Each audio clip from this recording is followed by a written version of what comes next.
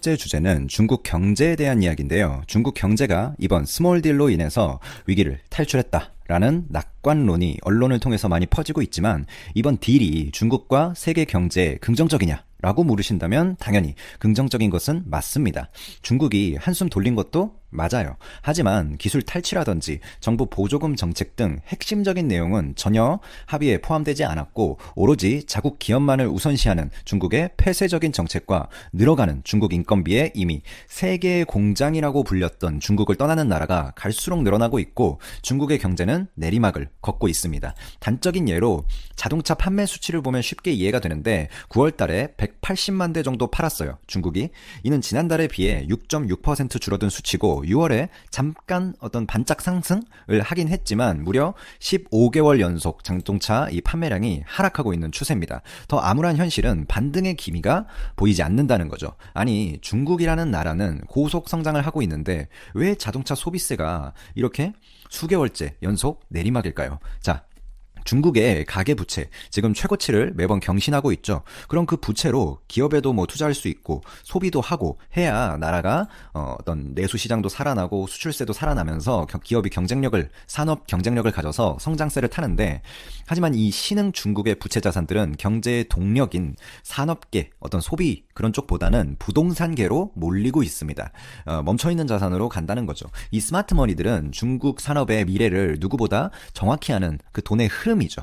거품이 빠지고 있다. 이렇게 보시면 크게 틀리지 않습니다. 실제로 일부 자산가들 말고는 중국 국민들의 생활 수준도 그다지 높지 않은 것입니다. 이와 함께 위안화 환율도 급락을 하고 있는데 화폐를 물론 인위적으로 하락시켜서 수출 경쟁력을 높이는 방향성의 정책이 존재하긴 하지만 중국의 경우 장기간의 미국의 무역 폭격을 맞으면서 화폐의 가치 자체가 자연스럽게 빠지고 있습니다. 화폐의 가치란 국가의 경쟁력을 뜻하거든요. 화폐를 내린다고 해서 금리나 어떤 화폐의 가치를 내린다고 해서 수출 경쟁력이 살아나는 건 맞지만 그 화폐의 가치라는 것은 근본적으로 국가의 경쟁력과 밀접하게 연관이 있습니다. 그 국가가 경제, 정치적으로 안정권에 있다면 당연히 그 국가의 화폐를 안전자산으로 보겠죠. 그러면 화폐의 가치가 올라가겠지만 지금 중국은 전혀 그렇지 못하다는 뜻이죠.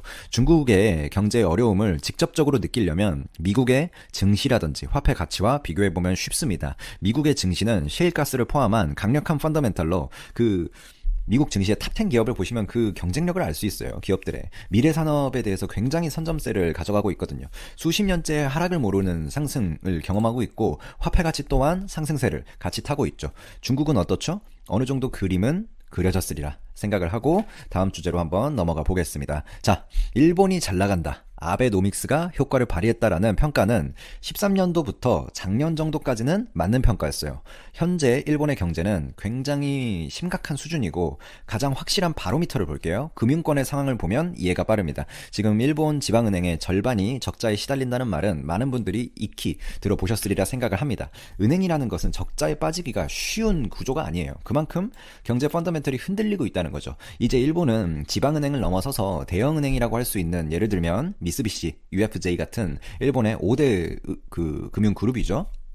지난해 대비 영업이익이 13%나 폭락했습니다. 대형은행도 영업이익이 꺾이는 상황에서 지방은행이 버티는 게 쉽지 않죠. 이에 미쓰비시는 지점 180개를 2023년까지 축소한다는 대대적인 구조조정 방안을 발표했습니다. 미주은행도 이런 구조조정을 겪고 있어요. 물론 이게 어떤 긍정적인 시각으로 보면 온라인 시대의 큰 흐름을 반영한다 이렇게 몰아볼 수도 있지만 일본 은행의 경우에는 적자폭에 시달리면서 인건비 절감에 긴급한 구조조정 측면이 훨씬 강합니다.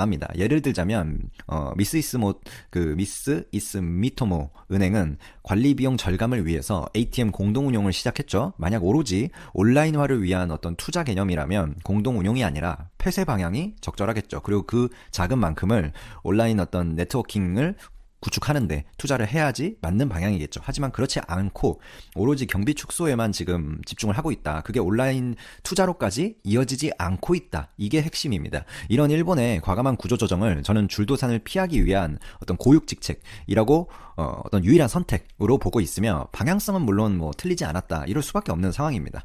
지금의 일본 경제 체제 급격한 어떤 화폐 가치 하락, 어떤 아베노믹스, 그러니까 금리죠. 금리를 조정해서 불안정성 시대에 은행이 하던 대로, 과거 하던 대로만 한다면 당연히 살아남지 못할 것이다. 이렇게 보고 있습니다. 자, 일본 산업의 어려움이 은행에만 존재할까요? 우리나라와 경제 전쟁을 치르면서 일본 기업들이 치르고 있는 비용도 만만치 않습니다. 물론 이게 뭐 절대적인 일본의 경제의 메가적인 요소다라고 보기는 어렵지만요. 반도체 소재 업체 같이 직접적으로 매출에 타격을 입고 도산하는 업체들도 있지만 불매운동 자체로 내리막을 걷는 업체들도 있습니다. 예를 들자면 수출 규제 시작 전인 일본 자동차의 6월 점유율을 보면 20% 정도 차지를 했었어요. 우리나라에서. 상당히 높죠? 5대를 살면 한 대 정도 일본 차를 샀었는데 지금은 5%대입니다. 이렇게 지속적이고 장기적인 국민의 단합은 흔히 보기 힘든 일이죠. 이런 렉서스 같은 브랜드의 판매량이 폭락하면서 렉서스가 그래도 꽤나 그 고가의 브랜드잖아요. 독일 차가 그 수혜를 가져가고 있습니다. 우리나라의 죄송합니다. 우리나라의 불매운동이 어느 정도로 강력하냐, 이것을 수치로 저희가 팩트로 봐야지 이해가 빠르겠죠. 닛산이 6월 수출 규제 시작하기 전이죠. 바로 전달인데 284대를 판매를 했었어요. 근데 9월에 단 46대를 판매했습니다. 도요다는 6월에 1300대를 넘게 판매했는데 9월에 단 374대를 판매했죠. 퍼센트로 보면 70%가 넘는 폭락입니다. 물론 이런 불매운동으로 일본 자동차 회사가 뭐 망하거나 하진 않겠지만 분명 정치적으로 아베 압박이 될 것은 틀림없습니다. 아베가 이런 경제 전쟁, 수출 규제를 시작한 것이 결국 정치적인 이유로 경제적인 이슈를 건드리는 방향성이 있기 때문에 정치적으로 아베를 역압박한다는 것도 유의미한 부분이죠. 맥주 쪽은 또 어떻죠? 15% 정도의 점유율을 꾸준히 보여주던 이 일본 전체, 일본이 한국에 파는 그 맥주의 점유율은 2달 만에 1%대로 폭락했습니다. 경이적인 수치죠. 사실상 퇴출의 수순을 밟고 있다. 이렇게 봐도 틀리지 않습니다. 국내에서 가장 많이 팔리던 브랜드는 그 아사히였는데 많이들 뭐 마셔보셨을 거라고 생각이 들어요.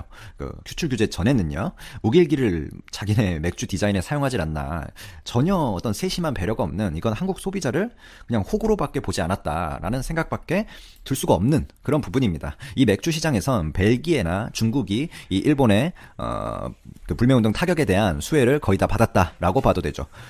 찡따오 같은 게 지금, 찡따오 맥주 같은 게 많은 인기를 실제로 끌고 있습니다. 물론 그 효과로 국산 맥주도 상승세를 지금 타고 있고요. 이 맥주 시장이라는 것은 사실 소비자의 취향 자체가, 물론 매니아적인 분들이 있긴 하지만 그런 어떤 1%의 분들이 일본 맥주를 아직도 찾는 분들이 가끔 있죠.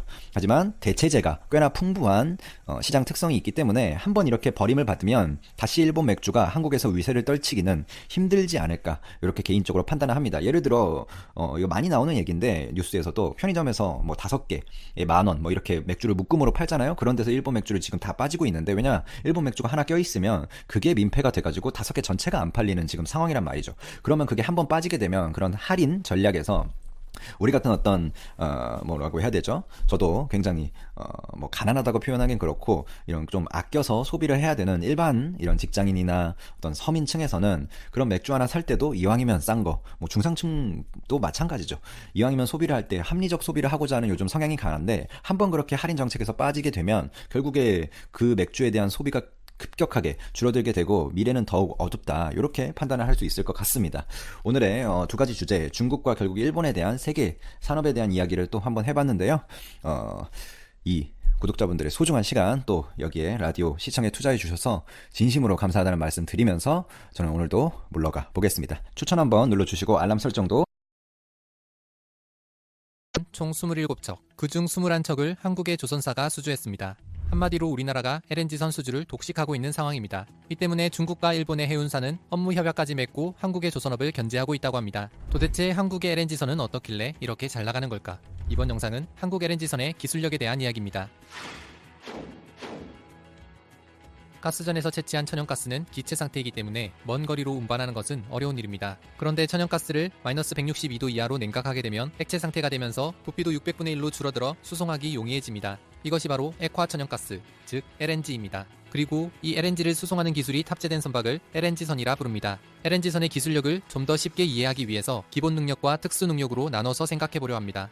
LNG선에 있어서 가장 기본 능력은 LNG를 보관하는 화물창 기술입니다. LNG를 액화 상태로 운반하기 위해서는 화물창의 내부 온도를 마이너스 162도 이하로 유지하는 극저온 기술이 필요한데, 그러기 위해서 극저온 상태에서 절대 깨지지 않는 아주 강도 높은 특수한 소재로 만들어져야 합니다. 또한 LNG선이 적도 부근을 지날 때면 화물창의 내부와 외부의 온도차가 무려 200도까지 벌어지게 되는데, 만약 LNG의 온도가 조금이라도 올라간다면 즉시 기화되어 어마어마한 LNG 손실이 발생하기 때문에 단열은 필수입니다. 극저온 상태가 유지되더라도 저장 탱크 내에 있는 LNG는 자연적으로 증발하는데, 이러한 LNG 자연 기화율을 낮춰서 손실률을 줄이는 것도 아주 중요합니다. 일반적으로 화물창의 모양에 따라 둥근 공 모양 탱크에 저장하는 모스형과 사각 박스 모양 탱크에 저장하는 멤브레인형으로 구분합니다. 하지만 LNG선의 크기가 점점 커지면서 요즘은 주로 멤브레인형 화물창이 사용되고 있습니다.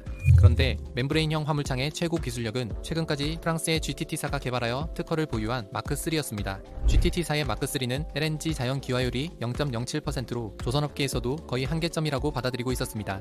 때문에 2천억 정도 하는 대형 LNG선을 한 척 건조할 때마다 약 5%의 로열티, 100억 원 정도의 비용을 매번 GTT사에 지급해오고 있었습니다. 그러던 2017년 대우조선해양은 차세대 LNG 화물창 시스템인 솔리더스를 독자적으로 개발하는 데 성공했습니다.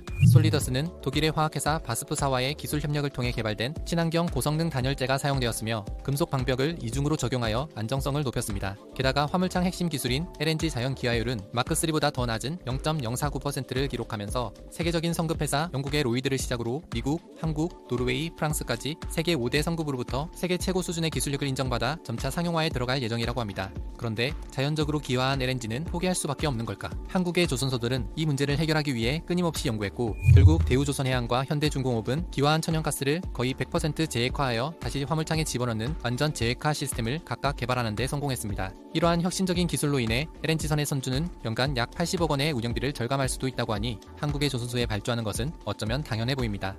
한편 LNG선의 핵심인 화물창을 위협하는 다른 요인도 있습니다. LNG선이 운항하는 동안에는 선체가 흔들릴 수밖에 없는데, 이때 액체 상태인 LNG가 출렁거리며 화물창에 충격을 주게 됩니다. 이것을 슬로싱 현상이라고 합니다. 이렇게 화물창이 지속적으로 충격을 받는다면 화물창이 손상될 가능성도 높아집니다. 이 부분을 열심히 연구하던 현대중공업은 새로운 화물창 설계 기술인 하이맥스를 개발하는 데 성공했습니다. 하이맥스는 화물창 내벽에 독자적인 주름 형상 설계 공법을 적용하여 슬로싱 현상에 대한 구조적 안정성을 크게 향상시킨 기술입니다. 이후 영국의 로이드 성급으로부터 설계 승인까지 받음으로써 세계 최고 수준을 인정받았습니다. 이렇게 LNG선의 기본 능력만 보더라도 한국의 조선업이 얼마나 세계적인 수준인지 잘 알 수 있습니다. 그런데 한국의 LNG선에는 선주들이 혹할 만한 몇 가지 특수 능력이 있습니다. 첫 번째는 쉐빙 기술. 세계 1위 천연가스 보유국인 러시아의 시베리아에서 생산되는 LNG를 수송하기 위해서는 2m 두께의 얼음을 깰 수 있는 쉐빙 기술이 필요합니다. 그래서 원래는 쉐빙선이 앞에서 얼음을 분쇄하면서 가고 LNG선이 따라오는 방식으로 운영해왔습니다. 그러던 2014년 대우조선해양은 러시아로부터 쉐빙 기술과 LNG 운반 기술을 모두 갖춘 선박에 대한 수주를 받고 세계 최초 쉐빙 LNG선을 건조했습니다. 또한 2005년에 세계 최초 양방향 쉐빙 유조선을 수주했던 삼성중공업도 그 뛰어난 기술을 인정받아 최근 러시아 국영에너지 기업 노바텍의 쉐빙 LNG선 건조 기술 파트너로 선정되었습니다. 두 번째 특수 능력은 LNG 터미널 기술입니다. 일반적으로 LNG선은 수송해온 LNG를 육상에 있는 대규모 터미널에 하역하여 저장한 뒤 다시 기화 과정을 거쳐 파이프라인을 통해 사용자들에게 전달됩니다.